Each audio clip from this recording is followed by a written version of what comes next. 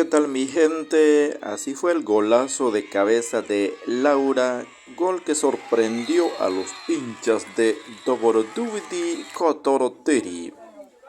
En la jugada decisiva del partido, Laura conectó con la cabeza un rebote realizado por su similar de Alto Estrella.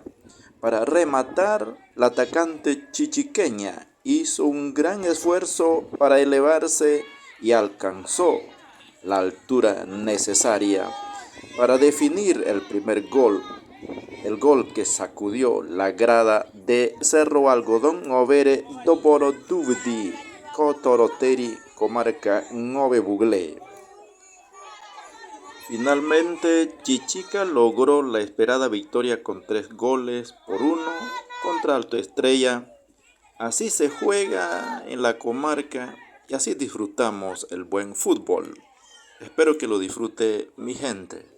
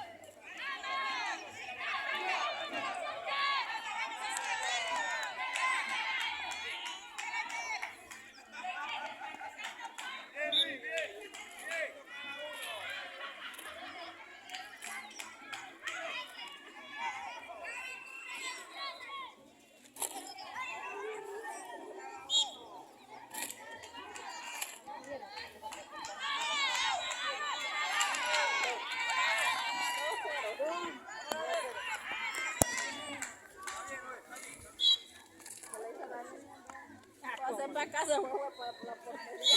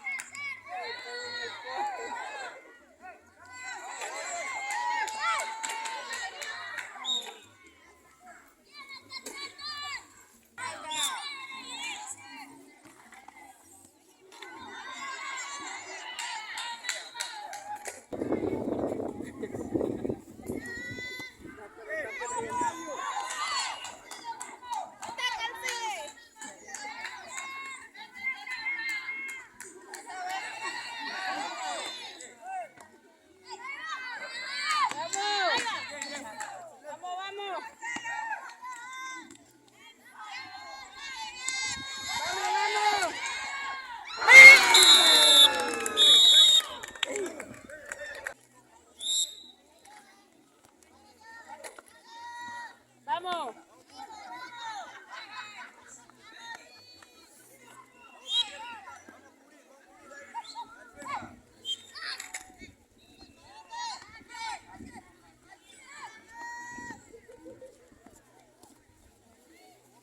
Para abajo, para abajo, para abajo. Para arriba no, que deje el portero solo.